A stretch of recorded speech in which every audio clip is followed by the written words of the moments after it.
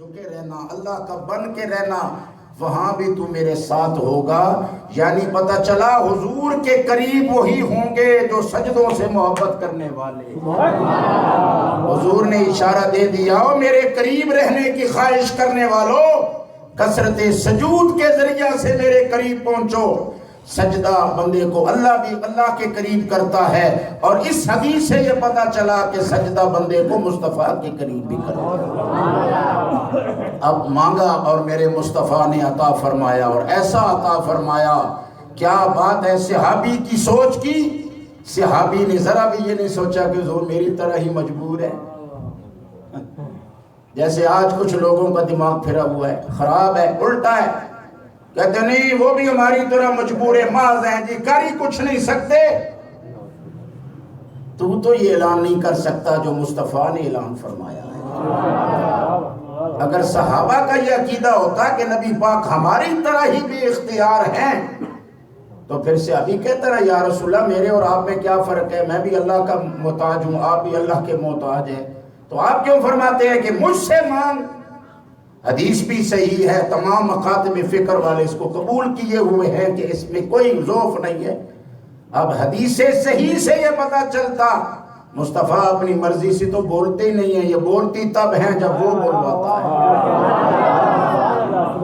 تو اللہ نے بلوایا، پیارے حبیب بولو اور فرماؤ۔ نبی پاک علیہ السلام نے اعلان فرمایا، صحابی رسول کا یہ عمل ہے۔ عرض کیا اسألک مرافقتک فی الجنہ، یا رسول اللہ میں آپ سے جنت میں آپ کی سنگت، آپ کی رفاقت، آپ کا قرب مانگتا ہوں۔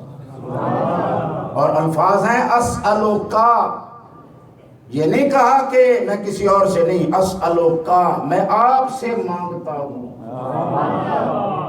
حضور نے فرمایا نا سل مانگ، جواباً کہا اسألک، یا رسول اللہ آپ نے فرمایا مانگ، تو میں آپ سے مانگتا ہوں جنت میں آپ کی رفاقت، آپ کی سنگت۔ تو صحابی کے اس جواب سے کیا پتہ چلا کہ صحابہ کو پتہ تھا کہ ہمارے آقا و مولا کو اللہ نے یہ نعمتیں عطا فرمائی ہیں، اب جس کو جب جتنا چاہیں حضور اپنی مرضی سے عطا فرما۔ دینے والا اللہ ہے۔ ایک بندے کو اللہ نے دولت دی ہے، وہ دولت کے ذریعہ سے امیر ہے، تو سائل دروازے پہ گیا اور کہا جی میں محتاج ہوں، مجھے کچھ دیں۔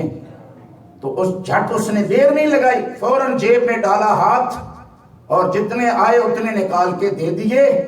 مانگنے اور دینے میں کتنی دیر لگی؟ نہ اس نے نفل پڑھے، نہ اس نے اللہ سے فریاد کی کہ یا اللہ تو اجازت دیتا ہے میں اس کو کچھ دوں، نہیں، اللہ نے اسے مال دیا، اللہ کی عطا ہے مال کی صورت میں اس کے پاس۔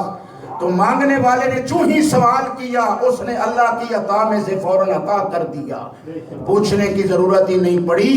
تو اگر تیرے پاس مال ہو تو اللہ نے تجھے مال کا مختار بنایا ہے کہ جیسے چاہے خرچ کر۔ تو جس کے پاس جو چیز ہوتی ہے اللہ کی عطا سے جب چاہے، جس وقت چاہے، جیسے چاہے، جتنی چاہے کسی کو عطا کر سکتا ہے۔ تو ایسے ہی مصطفیٰ کو تو اللہ نے ہر چیز کا مالک بنایا۔ پیار سے بولے ذرا سبحان اللہ۔ تو حضور علیہ السلام نے فرمایا مانگ، تو انہوں نے مانگا یا رسول اللہ بس جنت میں اپنی سنگت مجھے عطا کر دیں۔ تو اسے یہ پتہ چلتا ہے کہ صحابہ نے ہمیں سکھایا کہ اللہ تک پہنچنے کا راستہ مصطفیٰ کے دروازے سے ہو کے جاتا ہے۔ کوئی نہیں پہنچا منزل پہ حضور کو چھوڑ کے، نہیں پہنچا۔ کتنے بڑے بڑے جوگی ہیں، دنیا سے تارک ہو چکے، کھانا پینا چھوڑ دیا، لنگوٹے کس کے پھر گئے، جنگلوں میں جا پھرے، مر گئے اسی راستے میں، منزل ہاتھ نہ آئی، صرف ساری زندگی گندے رہے، نہائے نہیں۔ شیطانی قوتوں نے ان پہ تسلط کر لیا، اور کچھ چیزیں شیطانی قوتوں کی ان کے پاس آ گئیں، تو انہوں نے سمجھا شاید ہماری کوئی منزل ہے کہ شیطان، وہ قوتیں ہمارا کہنا مانتی ہیں، جتنا کوئی گندا رہتا ہے اتنا ہی شیطان اس کے ساتھ لگ جاتا ہے۔ کسی کو بھی مصطفیٰ کی غلامی کے بغیر منزل نہ ملی، جس کو بھی خدا ملا بذریعہ مصطفیٰ ملا۔ نہ کوئی پہلوں میں سے منزل پہ پہنچا، نہ کوئی آج پہنچ سکتا ہے، نہ صبح قیامت تک پہنچے گا۔ جو بھی با خدا ہوا وہ بذریعہ مصطفیٰ ہوا ہے۔ تو آج بھی وہی قاعدہ قانون ہے، وہی طریقہ ہے، وہی اصول ہے، لا الہ الا اللہ محمد الرسول اللہ۔ یہ کلمہ مبارک ہے جو بندے کو اللہ سے ملاتا ہے۔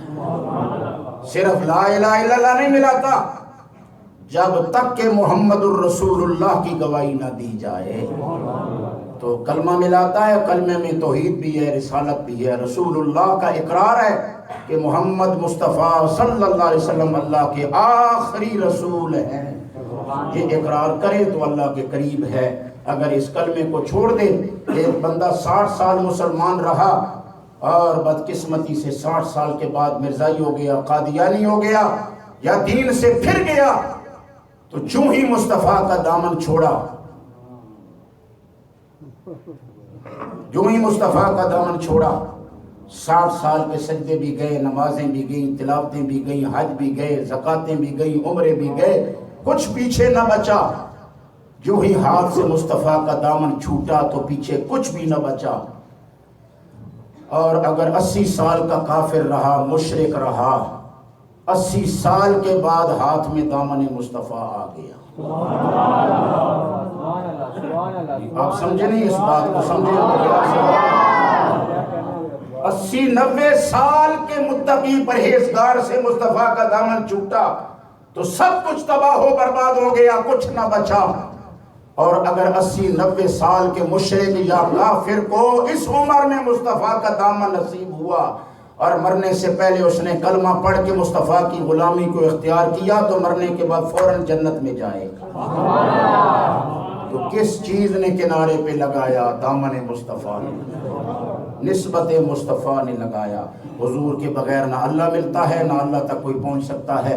وہی با مراد ہوئے، وہی با خدا ہوئے جو دامن مصطفیٰ سے لپٹے۔ اللہ تعالیٰ نبی پاک علیہ السلام کے صدقے میں ہمیں ہمیشہ اسی راستے کا مسافر رکھے۔ واخر